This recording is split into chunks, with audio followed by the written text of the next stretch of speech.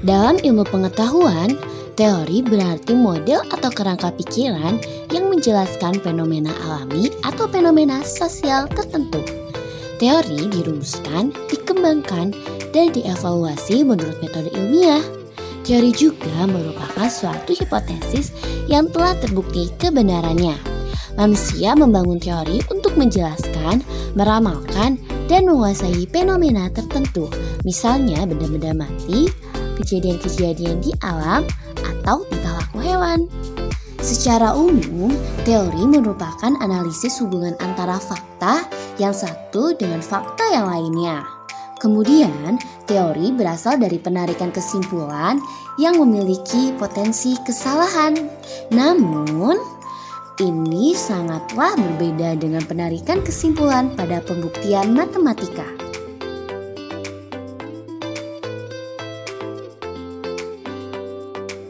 Selanjutnya, yuk kita masuk ke fungsi teori. Jadi, teori ini memiliki fungsi yaitu 1. Untuk mendeskripsikan atau memaparkan suatu masalah secara praktis, yang mana nantinya dapat diterima oleh semua kalangan. 2. Menjelaskan suatu masalah kompleks, bersifat umum, dan ilmiah, yang mana harus sesuai dengan kaidah-kaidah yang berlaku. 3. Untuk mendeskripsikan atau memperkirakan bagaimana cara memecahkan suatu masalah yang kompleks atau bersifat umum dengan cara yang ilmiah.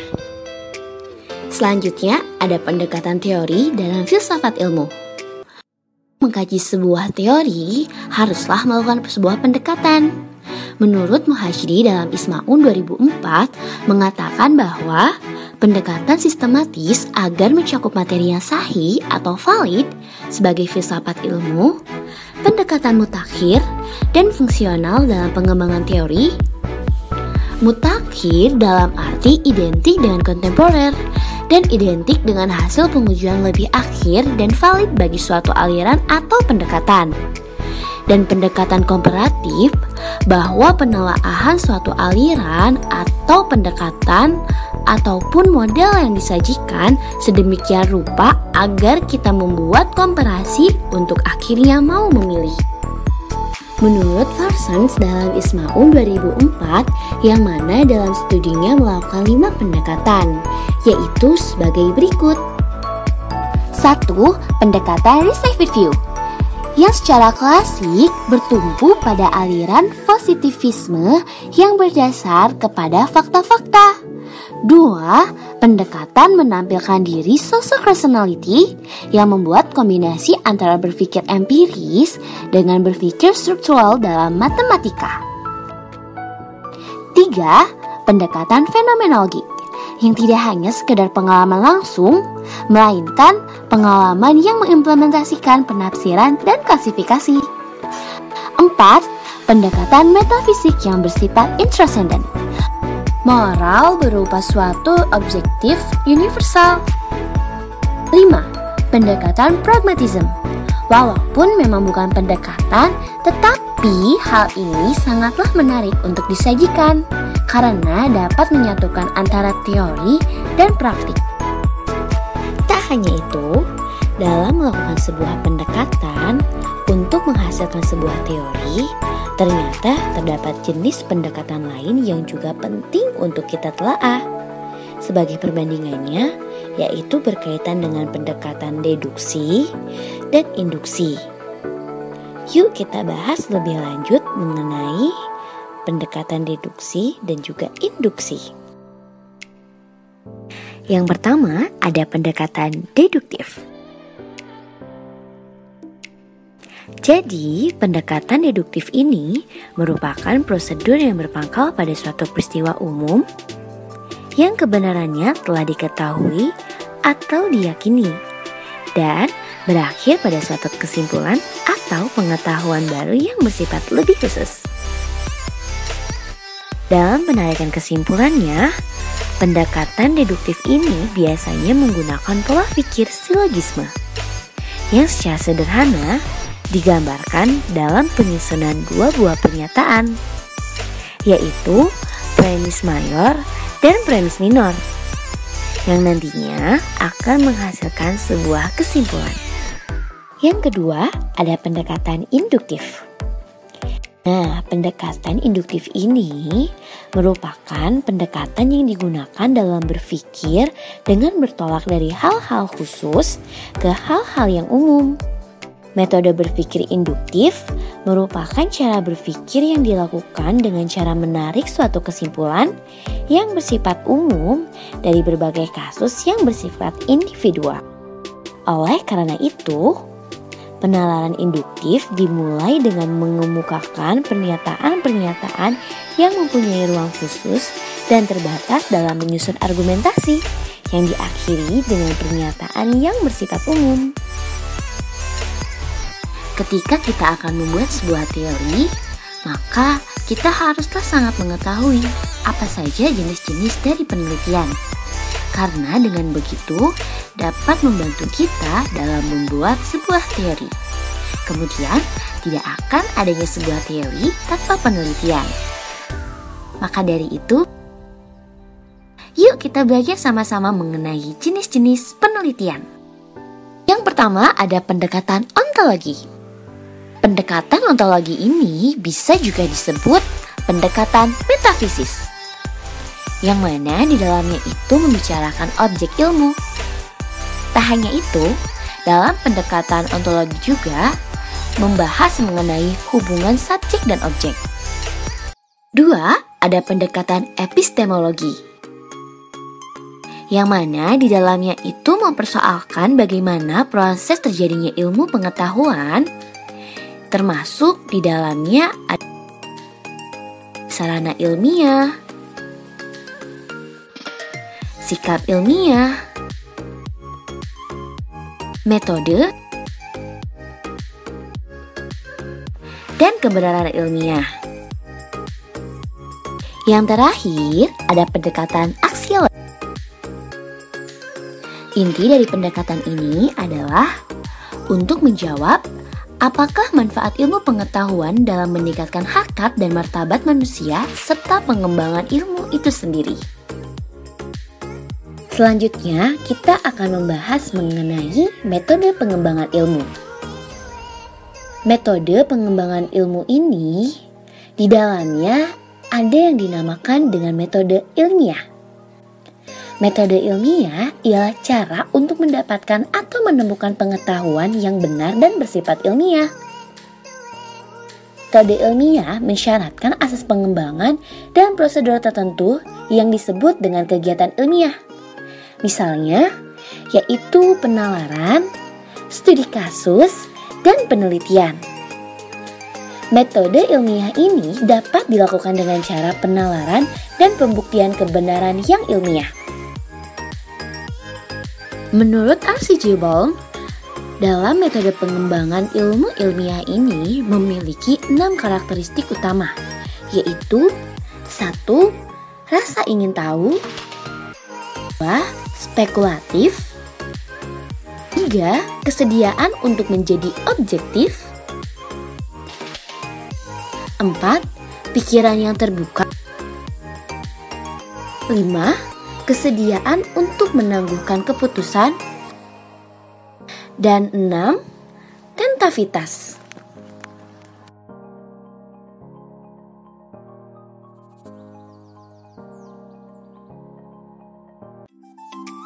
Bentuk implementasi filsafat ilmu dalam pelaksanaan penelitian yaitu ketika seorang peneliti mengkaji fakta berdasarkan teori yang telah ada. Maka, proses ini merupakan implementasi teori koherensi dalam penelitian kualitatif.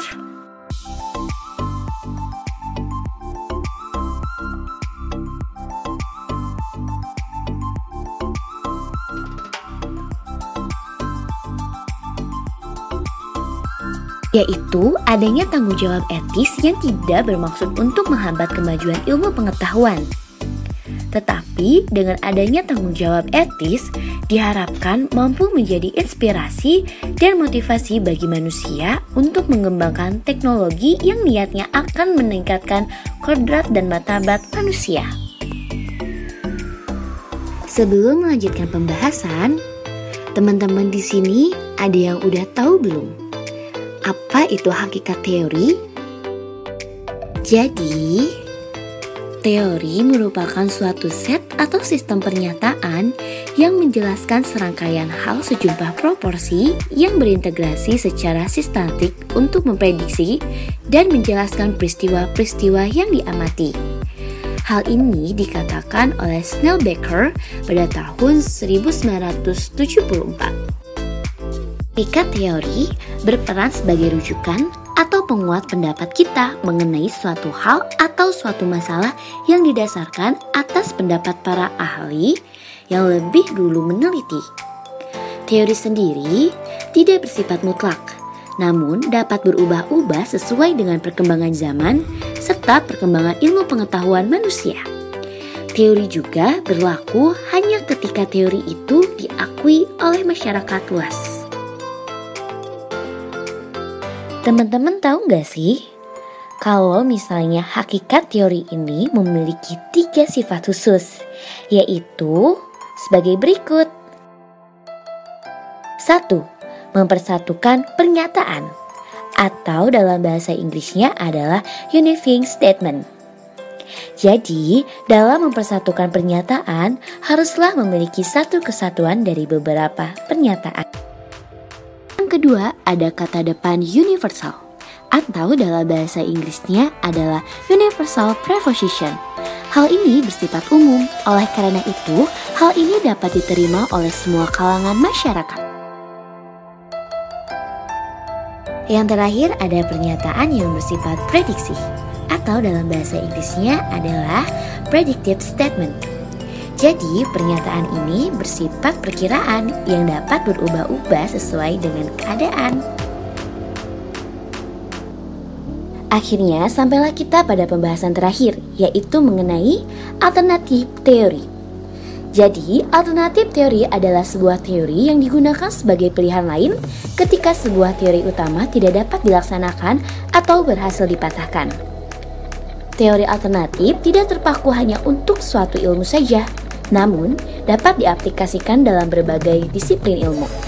Berikut merupakan contoh dari alternatif teori. Teman-teman di sini masih ingat gak mengenai kejadian tenggelamnya kapal Titanic pada tahun 1912?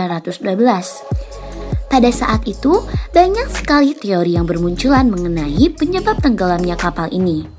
Salah satunya ada teori yang mengatakan bahwa tenggelamnya kapal Titanic ini disebabkan karena kapal Titanic menabrak gunung es.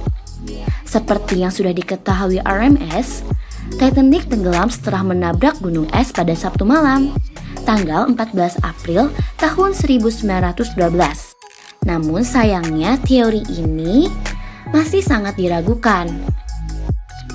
Karena pernyataan pada teori pertama keberadaannya masih sangat diragukan, akhirnya muncullah sebuah teori baru atau alternatif teori. Yang mana di sana mengatakan bahwa penyebab dari tenggelamnya kapal Titanic ini adalah sengaja ditenggelamkan. Teori ini merupakan teori yang paling kontroversial karena diduga kapal tersebut sengaja ditenggelamkan oleh pihak tertentu yang sudah direncanakan secara matang. Mereka yang mendukung teori ini menyebut ada 3 orang penumpang yang harus dilenyapkan, yakni John Jacob, Benjamin, dan Isadore. Mereka bertiga adalah sosok yang selama ini menentang pendirian Bank Sentral Amerika Serikat. Hai teman-teman, tak terasa video presentasi dari kelompok 11 sudah selesai loh. Saya Salsabila sebagai perwakilan kelompok mengucapkan banyak terima kasih kepada Ibu Lucy selaku dosen pembimbing mata kuliah Filsafat Ilmu, dan terima kasih banyak untuk teman-temanku yang sudah meluangkan waktunya untuk menyimak video presentasi kami. Mohon maaf apabila banyak kekurangan dalam penyampaian materinya ya.